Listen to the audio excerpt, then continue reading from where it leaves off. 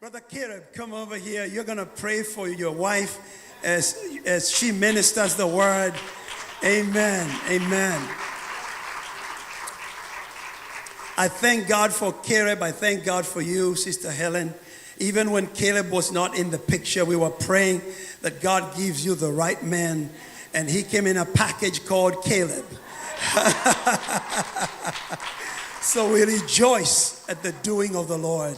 And what God is raising you even to become as you raise your children, the Lord will be upon you. So please pray for her and speak the word over her as she ministers to us. I thank God for Helen. He gave her as my wife. I like to pray in my mother tongue, Tamil. So that's very much comfortable for me, myself.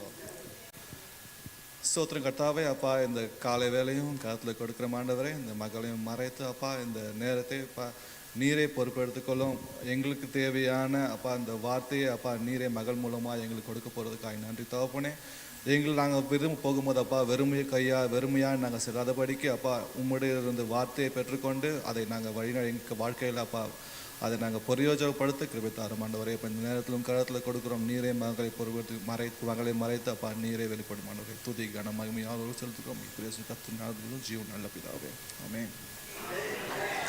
And I learned one thing from this men conference. I tried once in my home and I like to do that here.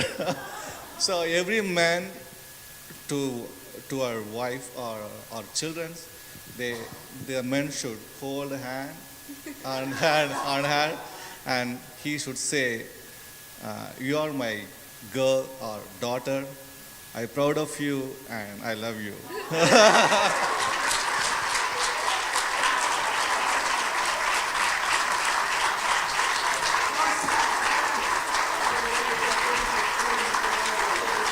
See what men's conference can do to a person like Caleb. So send your brother, friend, husband, they can be transformed. Praise the Lord. Yes, we will follow.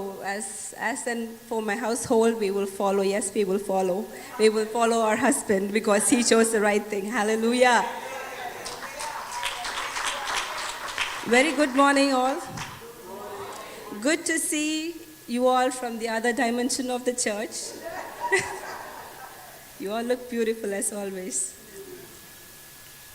Can you believe that we finished our first quarter of 2025 successfully? How many of you can say we were crushed on every side? We are still here. We were perplexed and not in despair. We were hard-pressed. We were not destroyed. Still alive, having the breath of God in our lives. Hallelujah. So that the title I have for today is Wear Your Priestly Garment. I would like Brother Joe to put up that picture there. And the scripture that I have for reference is 1 Peter 2:9.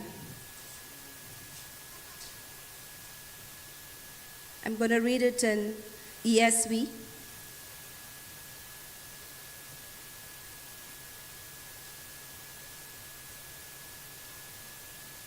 It's coming up, sorry. See, you better have the hard copy always. Technology can fail, but Holy Spirit will not. Yeah, there it is. But you are a chosen race, a royal priesthood, a holy nation, a people for his own possession, that you may proclaim the excellencies of him who called you out of darkness into his marvelous light. I'm going to park this verse here, and I'm going to pray for the strength, because you all know that I get nervous for a few minutes, and then I would be okay. The Lord do not give the spirit of fear, but power, love, and sound mind. Hallelujah. Lord, I thank you, Jesus. Lord, here I'm a display of how far the grace can go. And I thank you, Father, for a platform like this, O Lord, to declare your goodness. And I thank you, Jesus. And I also pray for this congregation. Lord, we acknowledge and we know that the Spirit is already moving, oh God.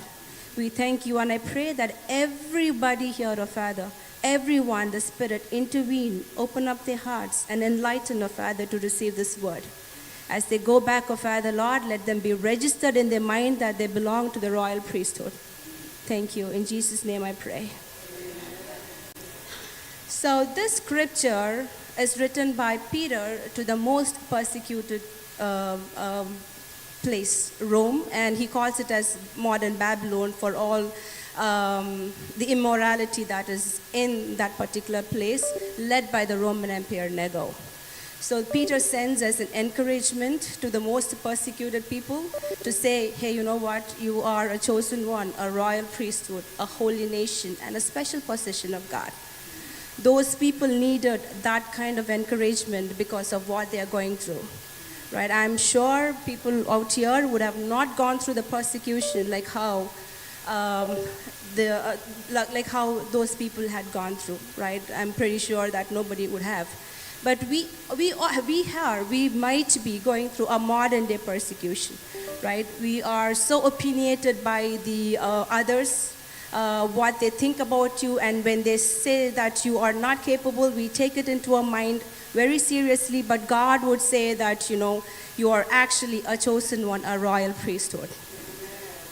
Right? And for an example, I can give you an example. A biological female who's born a woman, she can be a cat today, a dog tomorrow, and maybe not decided, or maybe a man a day after.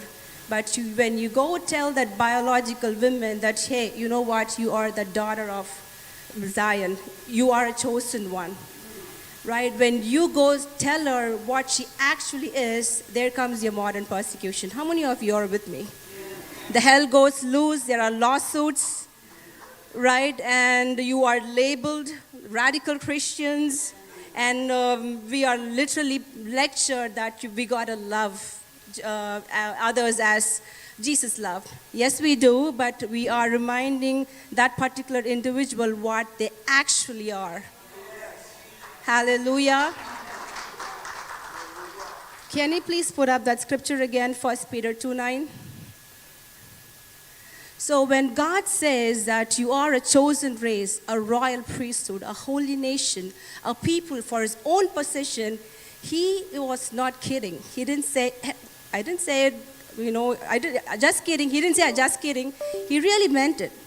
He really meant that you actually are a chosen race, a royal priesthood, and a holy nation. Hallelujah. So if you have your Bibles open, I'm going to focus on this particular word, royal priesthood. Right? I grew up in a Catholic church with the fathers and sisters very closely, working with them, and I've always seen those fathers, wear those fancy priesthood garment, and I would be part of, cleaning process, and not even the fathers, even the altar boys, they would have those fancy, not fancy, but then they would have their own garment, right? So the garment was given a special attention or special care to be washed and then ironed and kept taken good care of the garment. If you read in the scriptures, starting from the beginning till the end, there's always something about the garment, right? There's something about the garment, starting from Adam and Eve. Even after they sinned, they got the most expensive leather garment. You know how expensive is this leather jackets and leather clothes, right? They got the most expensive leather garment. And then you can see Esther got a new garment. And when we can see Joseph got into trouble because of his colorful garment. And he has to leave his garment to run away from the sin. And when in the New Testament, we see that the women with the issue of blood touched the hem of the garment to be healed. And at the end, before Jesus was ascended, he left his garment behind. Right? I see this garment as a sense of authority and identity. Right? For example, a doctor wears a doctor's coat. Right? And women, the astronaut wears a spacesuit. The scuba diver wears a suit, and an athlete wears a garment that is representing them, right? We can't expect the scuba diver to wear a spacesuit and go do the job. Hallelujah. So those days, I'm going to take you to small history lessons to show you how the priests were represented in those days. Can you please put up that picture?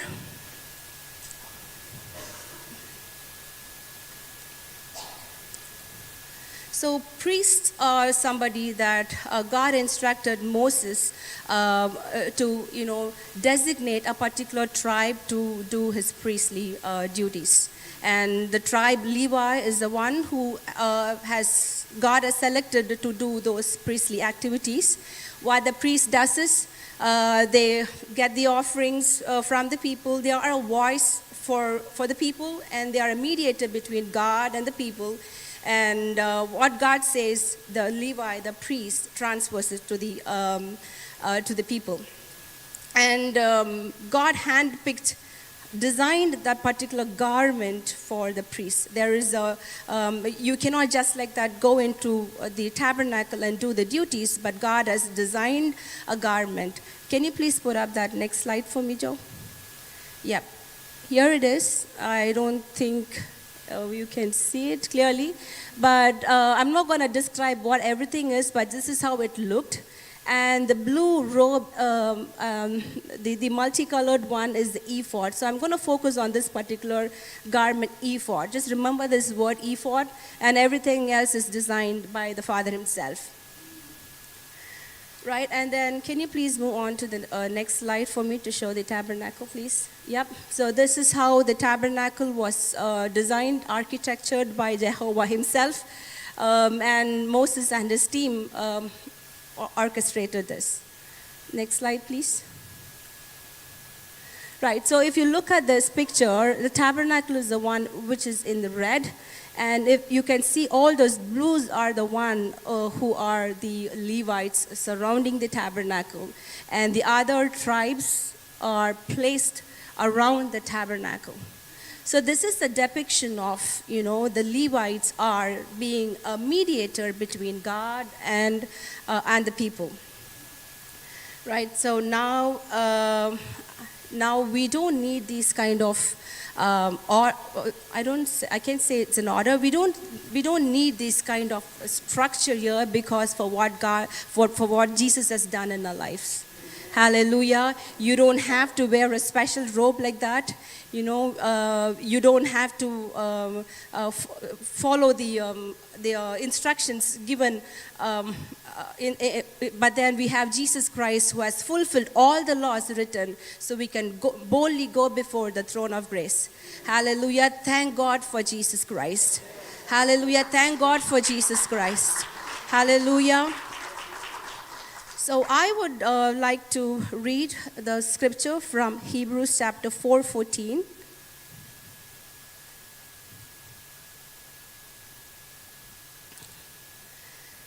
This author says that, is reminding us that we have a great high priest who has passed through the heavens, Jesus, the Son of God. Let us hold fast the confession. Next verse, please.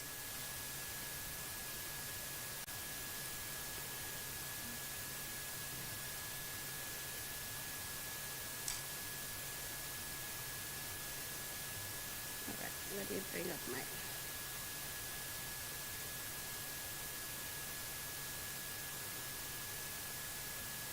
For we do not have a high priest who is unable to sympathize with our weakness, but one who, in every respect, has been tempted as we are, yet without sin. Right? So Jesus Christ himself is the sacrifice, perfect sacrifice, right? And he has tempted in every way like all of us, yet without sin. Right? And I would like to read another scripture from Hebrews chapter 7:17.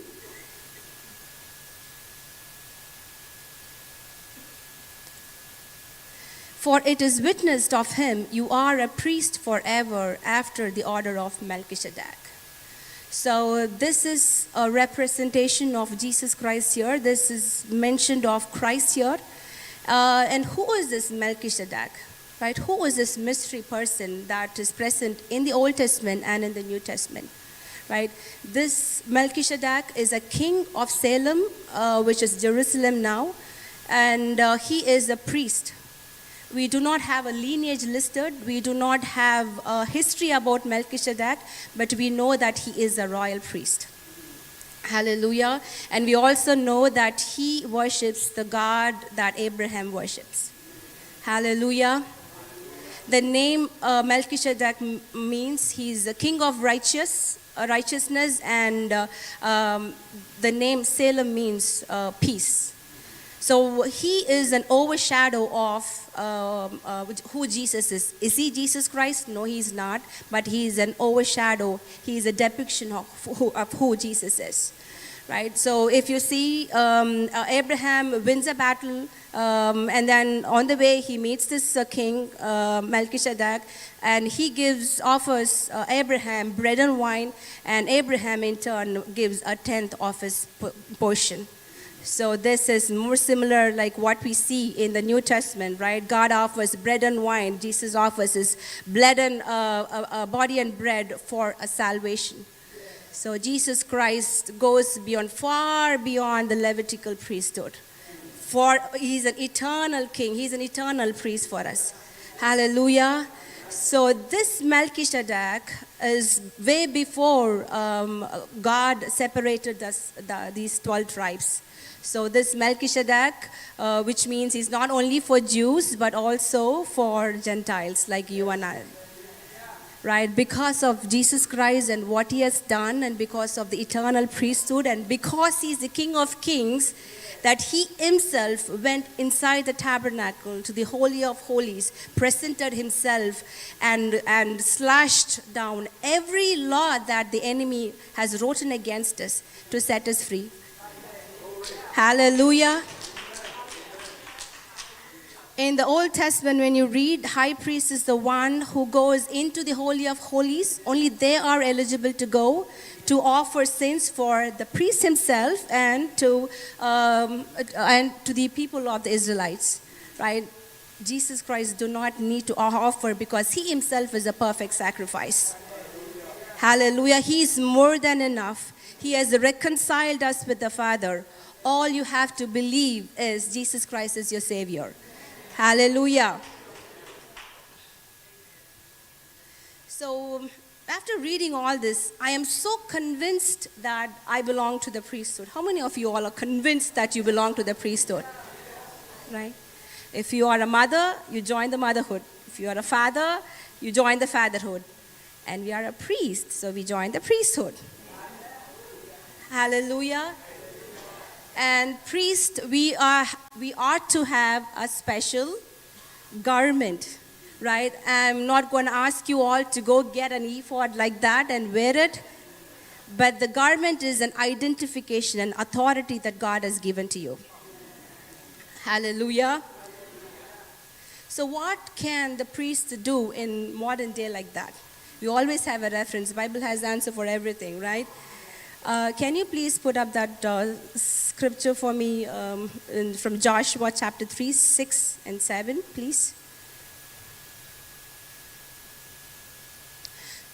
So Joshua is the new leader now, taking the Israelites to the promised land. So he has a responsibility to lead the Israelites to the promised land. So from the wilderness, he's supposed to cross the Jordan River. You know, when God gives you a promise, there's always a hindrance before you. Do you agree? And there is a hindrance. There's Jordan River. And there is a hindrance, and he sees the hindrance. And Joshua is instructed by God to send the priest to go to carry the Ark of the Covenant. The Ark of the Covenant represents the presence of God. Right? Let me read this. So, and Joshua said to the priest, take up the Ark of the Covenant and pass on before the people. So, next verse. They took up the Ark of the Covenant and went before the people. The Lord said to Joshua, "Today I will begin to exalt you in the sight of all Israel, that they may know that as I was with Moses, so I will be with you." Right? This Jordan River is shallow in one place and it is deep in the other place. That's how the Jordan River is actually put up. If you read the scriptures in the same Joshua chapter 3, the scripture says, because it is in harvest time, the banks were overflowing. Right? So it was not a normal day where you can be, walk in the shallow water. It is deep. It is raging, I guess. I don't know how it looked, but it's not a normal river that you can walk through. Right? And Joshua instructs the priest to carry the Ark of the Covenant and step into the Jordan River. Can you please put up that picture for me?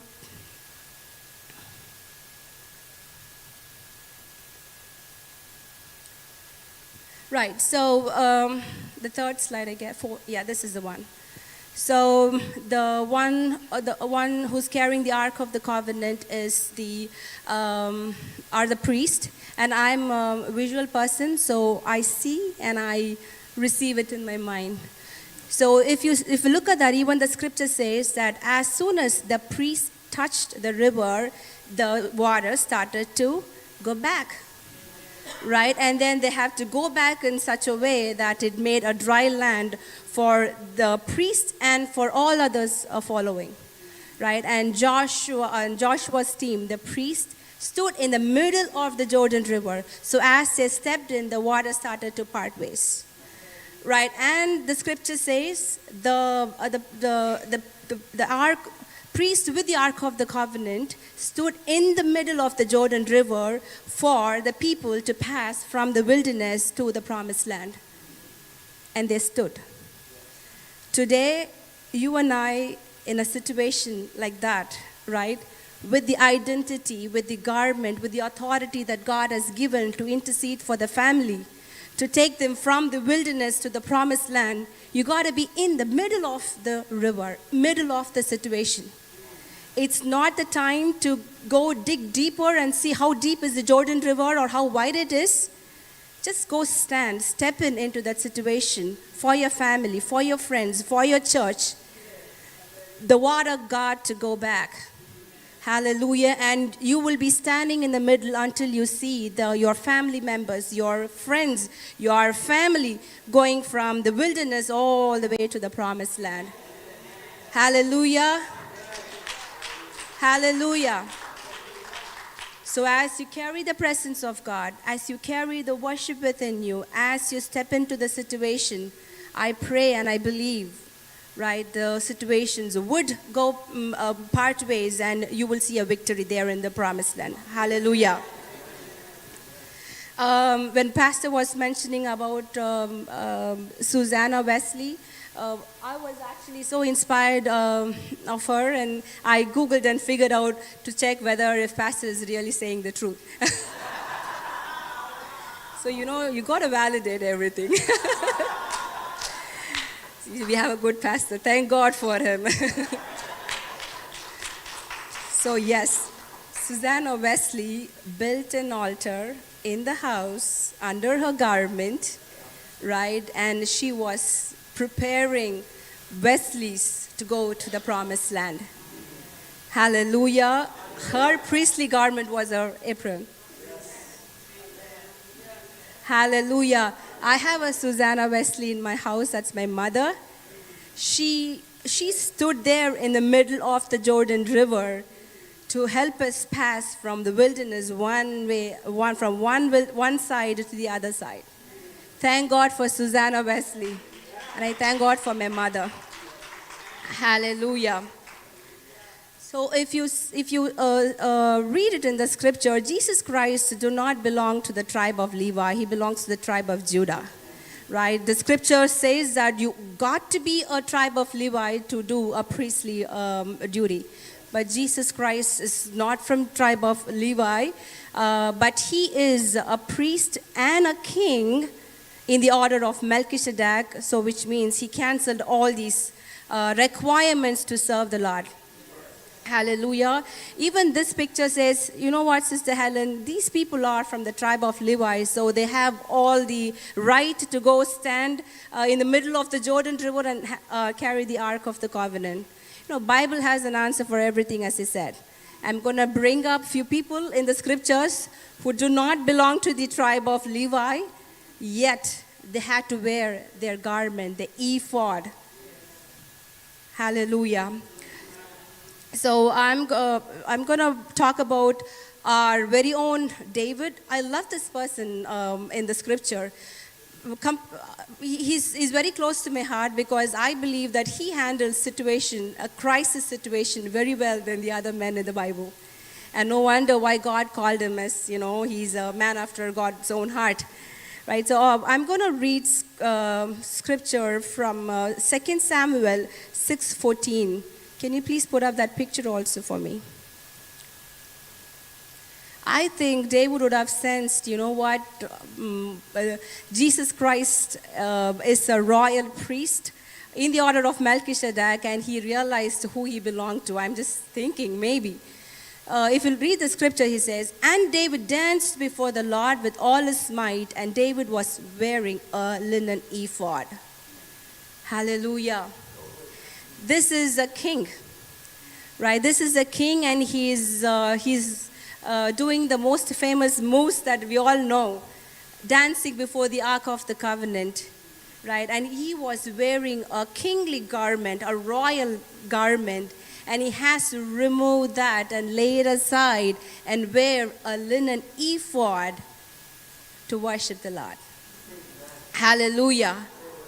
So as a priest here, you have to lay down, you have to remove your old garment of your pride, of your possessions, of who you belong, of who you think you are.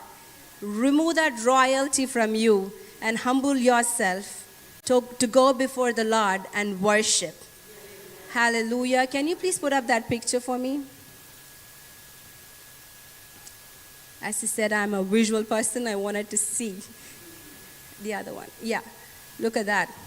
So he is wearing the same garment as the actual Levites are wearing. So you got to have a boldness to wear that kind of authority and worship God. Hallelujah. All right, so next one I have, again, with David, 1 Samuel 23, chapter 23, verse 9.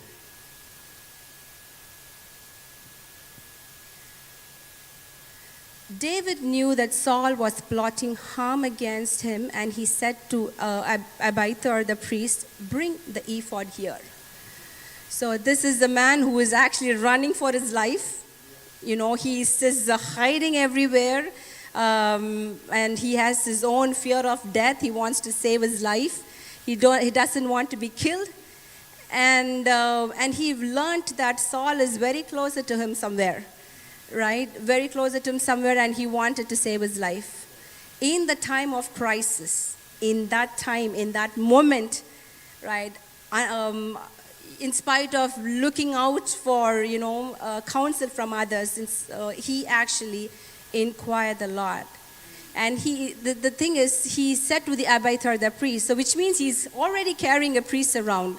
It's good to be around the godly people who can pray for you, right? Right? And he did not wait for Abiathar the priest to pray. He said, hey, you know what? Bring the ephod here to me. Bring it on. And he wore that ephod, the authority, that identity that he has. And he inquired the Lord. And the Lord said, hey, you know what? I'm not going to give you into the hands of the Saul. Right? So how many of you are here in this life-threatening situation? I know so many of us would be going through a lot in our life. Right? Maybe it's not life-threatening as David is, but you might be in a situation where you don't find a way out. Right? Instead of getting counsel from others, instead of getting opinions about others, instead of Googling about your health condition, wear that ephod. The Lord says that He will send forth your word and heal. Wear that identity, right? And declare and inquire the Lord, sought the Lord, and He will answer you. Hallelujah. With your ephod, you're going to worship. With the ephod, you're going to get inquired from God. Hallelujah. And I remember a news that I read sometime last year. This couple, the husband was in upper 70s, and both were in a small plane traveling from one place to the other. And the husband had a heart attack. So she is left with, no other choice other than to take over that seat, to take the plane and land in a safe place. And then she did it. The people from the aerospace was giving her instructions as how to land, and she successfully landed the plane. Right? And the people who actually instructed her and guided her to land the plane said that this woman handled it really cool, and it was a miracle that they were able to land a plane with no experience of flying. Hallelujah. So, God put you in a situation for a reason. You are in this family for a reason. You are in that neighborhood for a reason. You are in this church for a reason. If you had to take that seat to drive the plane and land it safely, even though if you do not have the situation, the experience, Holy Spirit will give you that guidance to land that plane safely. Hallelujah. That situation is going to be parked safely in a place. Hallelujah. Do not be afraid to get involved in that situation. The Holy Spirit will be your guidance. Hallelujah. Are you all with me? I would only excuse Pastor because he just landed this morning. If he yarns, I will excuse me. But I won't excuse you. Yeah, Pastor is with me. Okay, thank you, Pastor. All right. The next scripture I have is 1 Samuel chapter 30, verses 7 and 8. This is my favorite chapter for some reason. I don't know why.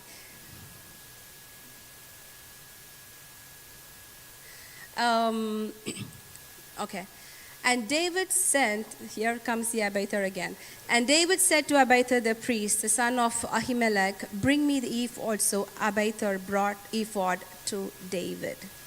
So and David inquired of the Lord, shall I pursue after this band? Shall I overtake them? He answered, pursue, for you shall surely take and shall surely rescue. If you read the beginning of this chapter, in a place called Ziklag. The meaning of Ziklag is hard pressed. In the place of Ziklag, all his possessions, his family, his children, his possessions, a king's possessions has been taken away by the enemies.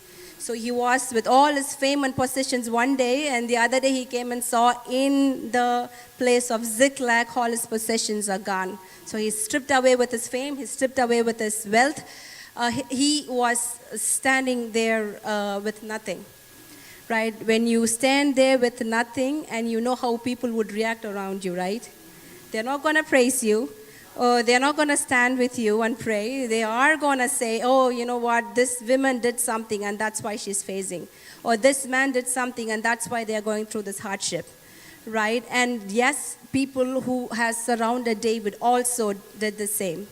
They mocked him, they questioned him, they named him, right? And with so much of losing, with so much of shame, with so much of everything that he's going through, the scripture says, and again, this hero, Abiathar the priest, who is always with ephod, he says, bring it on to me. Hallelujah.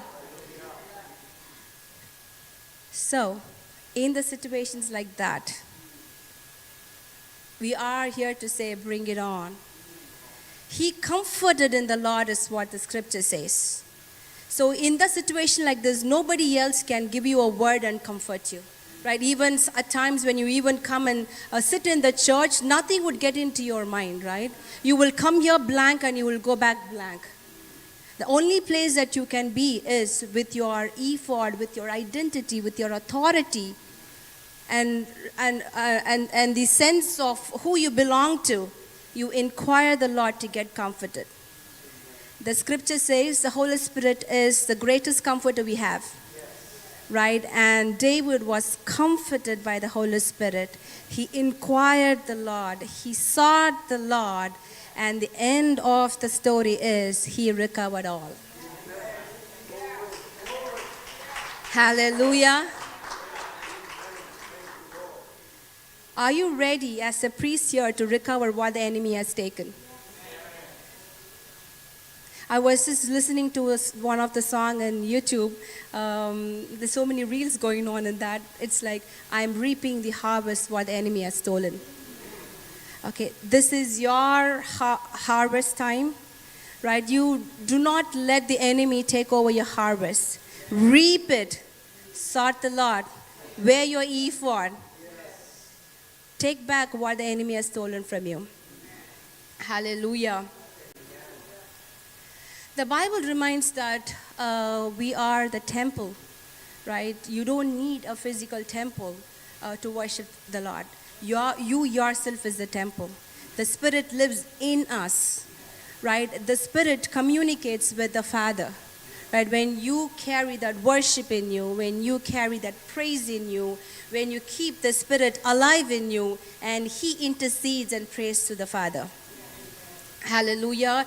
As you are walking as a tabernacle, a holy tabernacle, you know, the scripture in the Old Testament says the cloud appeared over, right? And the glory of the Lord appeared as a cloud, and there was protection and provision in the cloud. Hallelujah. Because you are a tabernacle, a holy temple, because you build an altar, you have the access to the Father's mercy seat. And as you walk around in a situation, right, the cloud, the glory follows you, right? And when you declare something over the situation, so be it. Hallelujah, because you have the direct access to the Father because of Jesus Christ. Hallelujah. So again, do not blame your situation, do not blame your lineage.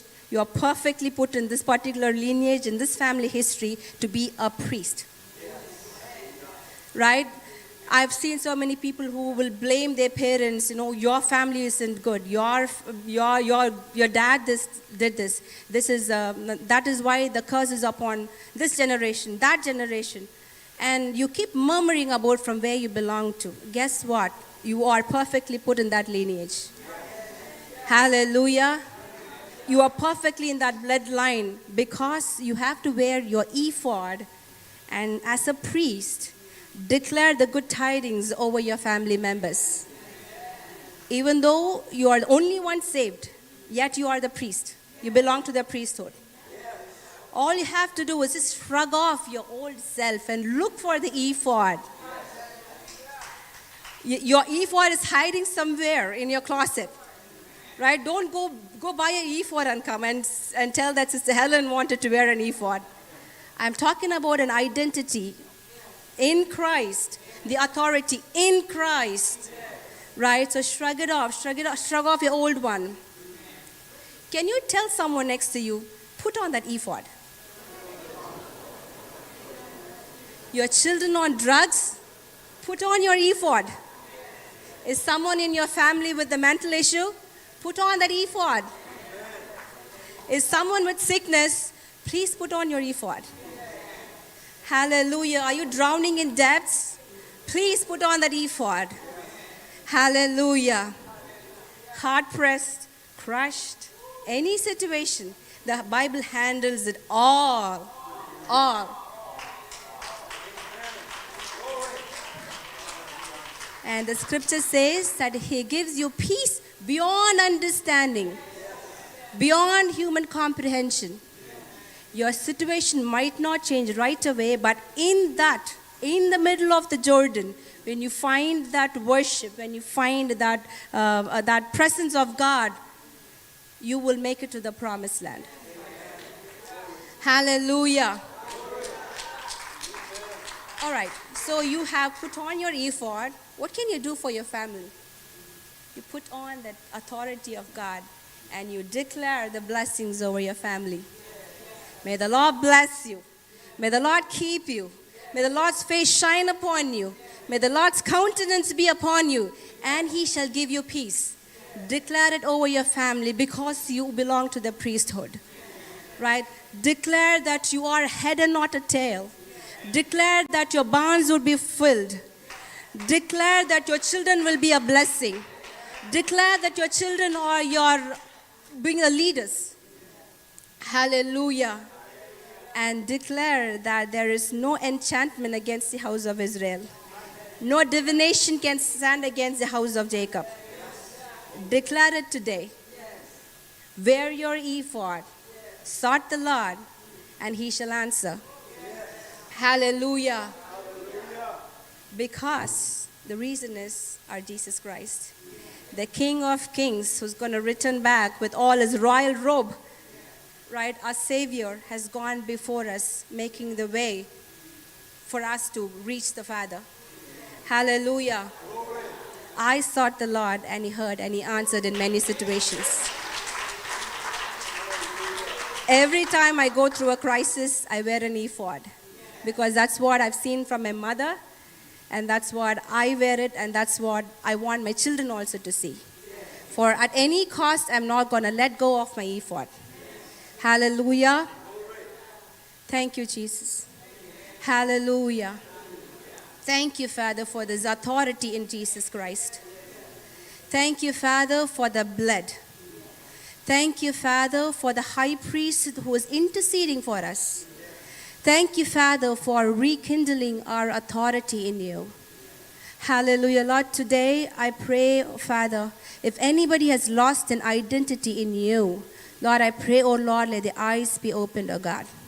Hallelujah. The same God who is the Alpha and the Omega, the same God who was and is and who is to come, the same God who is at the beginning and the end, the same God who was with Moses and Joshua. Lord, today we also claim the same God in our lives, oh Father. Help us, oh Lord, shed away our old self, oh Lord, and help us to put on that garment today. Hallelujah. I thank you, Jesus. Minister, let your spirit go to the places, oh Lord, where the humans cannot go. We thank you, O Father. Lord, I pray, whatever they are sorting today, Lord, I pray, Lord, that you shall answer. I thank you, O Lord. In Jesus' precious name I pray. Amen.